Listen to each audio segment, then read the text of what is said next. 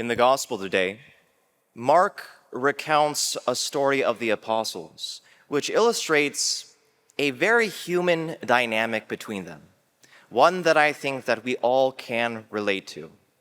The apostles are traveling with our Lord, and they're on this journey, and as they're on this journey, they start to argue with each other about who is better than who. Who's the best? Who's the greatest? And we can just imagine how this would play out, right? Peter speaks up and tells everyone, Christ picked me to be the rock of the church, so I'm better than all of you. I mean, out of all of you, he didn't want any of you to be in charge, right? And then maybe Andrew, his brother, speaks up and tells him, I introduced you to our Lord. You wouldn't even know him if it wasn't for me. You'd still be on a fishing boat. And maybe James the Less tells him, I'm his family. I'm related to our Lord. That ranks higher than all of you. Blood is thicker than water.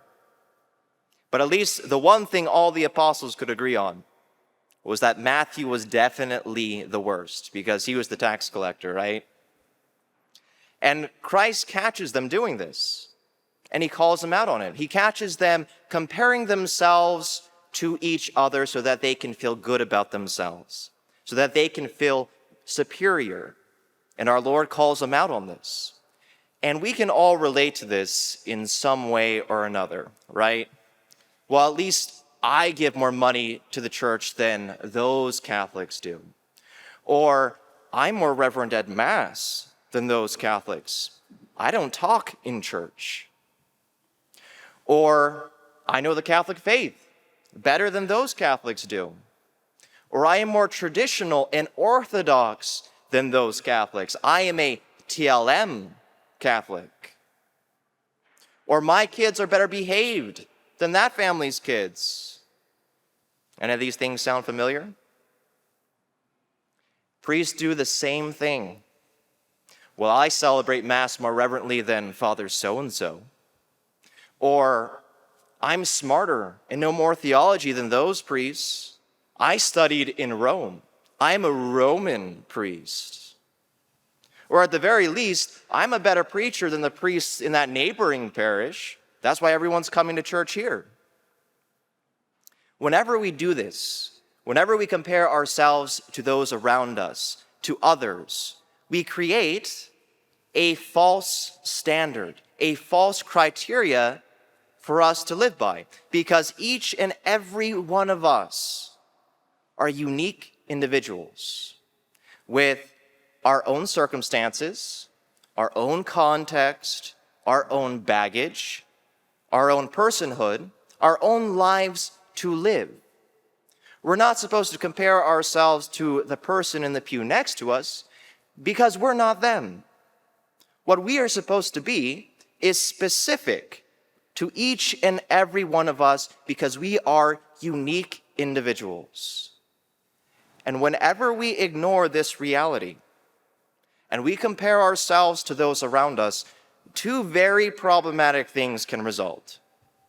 The first is we can start to excuse ourselves of living the way we know we should be because at least we're not as bad as those people. I'm better than these people, so I'm actually doing pretty good. Wrong. Because once again, that is a false standard. I can say, well, at least I'm not as bad as that serial killer. That doesn't mean you're a good person. You could be a bank robber, which is a lot better than a mass murderer, but still really bad. Whenever we compare ourselves to others, that other person becomes our standard, which means the criteria is based on the quality of that other person. And let's be honest, we love to compare ourselves to people we know are worse than us, that don't do as good of a job as us, because we like to make ourselves feel good. No one wants to compare themselves to Mother Teresa, because then they're just going to feel pathetic, because no one's going to compare to that. And you know what? Objectively speaking, you might be better than those people. but it still doesn't mean it's what you're supposed to be. Because once again, you're not them. We compare ourselves to those around us a lot of times because we want to comfort ourselves, because we want to feel superior, which doesn't mean anything. Because once again, we can be better than all the people around us and still be a terrible human being. By comparing ourselves to those around us, we can deceive ourselves into thinking that we're as good as we need to be, but we're really not. And the second thing that can result that's very problematic when you compare yourself to those around you is when you are clearly lacking in comparison to those that you're comparing yourself to, these people. You can fall into despair and discouragement because you're not living up to them as the standard you have created for yourself. And sometimes it's not even possible because of our circumstances or other factors that make it impossible. For example, you can have a wife and mother who has a husband that runs off on her and leaves her with all these children to raise on her own. And she can look around her and see all of these amazing families that have a loving father and mother raising these children, instilling great values into these kids, knowing very well this is what a family is supposed to look like. And then she can think that she's failing as a mother, failing in raising her children because of the unavoidable problems that are going to result from a broken family. The issues that these children are going to struggle with because they don't have a good father in their life. It doesn't mean she's a bad mother. These are circumstances that are outside of her control, and she can't do anything about it. But these are the thoughts that can go through her head because she can see all these healthy families around her and then start to compare her family life to theirs. Her family is never going to become that. It's not possible. She needs to take a look at herself and see what kind of mother she needs to be in her circumstance, in her particular situation. And this example can be applied across the board. Whenever we compare ourselves to others, we create a false criteria because each of us are unique individuals with different responsibilities, different obligations, different issues according to our state in life that no one else has. So the question then becomes, how then am I supposed to know what I'm supposed to be?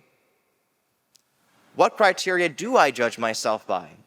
What do I compare myself to, if not to others? Because after all, you don't know what dirty water looks like until you first know what clean water looks like. You don't know how you are lacking or how you are failing unless you first know what you're supposed to be. And the standard by which we all are supposed to compare ourselves is to the person of our Lord Jesus Christ, because he became like us in all things but sin. He is our criteria. He is what is called the perfection of humanity, because by assuming a human nature, he showed us what it was supposed to be human, what humanity was supposed to look like, what holiness is supposed to look like, what virtue is supposed to look like, what conformity to the Father's will is supposed to look like. We are all supposed to be like Christ, not to be Christ. Okay, this is a very important difference because none of us are the Son of God who died on the cross for the redemption of the world.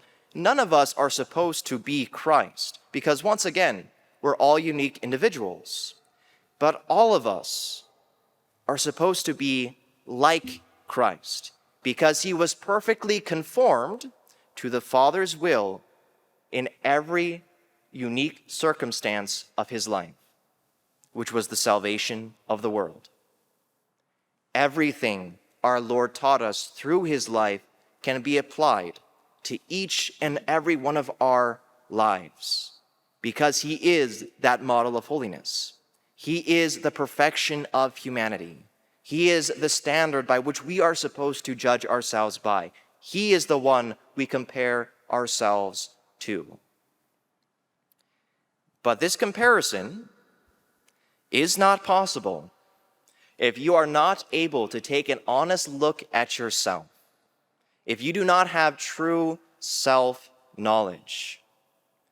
Self-knowledge is so important. This comparison doesn't work if we can't admit that we're failing in certain areas. And if Christ was in our place, he would be doing things differently. Self-knowledge is so key in becoming holy, because you can't change something if you don't know it needs to be changed. And the one thing that the majority of people lack is self-knowledge. You know, I find it very interesting that in the gospel today, when the apostles are comparing themselves to each other, and our Lord asks them, "What are you arguing about?" when he knows perfectly well what they're arguing about. And the gospel tells us that the apostles were silent. Now, I think that they were silent not because they were embarrassed to tell Christ what they were talking about. I think that they were silent because they knew Christ had the answer to what they were talking about. And they didn't want to take the chance of finding out the truth. What if Christ were to say, "Now, John's the greatest apostle." Or, "No, Peter, it's true, you are the greatest apostle." Or, "Matthew's the greatest apostle."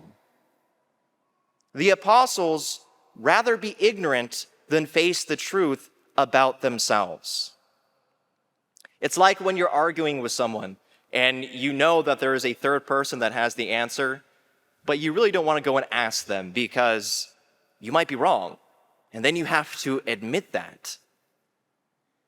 We can have a fear of facing our own failings, the truth about ourselves, our own imperfections. We can be scared to look at ourselves. We can be scared of that self-knowledge, which is ridiculous, because by facing our imperfections, we then know what necessary steps we have to take to fix it, to become holy, to become a saint, to become like Christ. By admitting to our failings, we bring hope to our future, because now we know what we have to work on in order to become a good person, to live a good life, which necessarily brings with it peace and happiness. Each and every one of us was created to be like Christ. We're created in God's image. He is our standard. None of us were created to be the person next to us or to be better than the person next to us.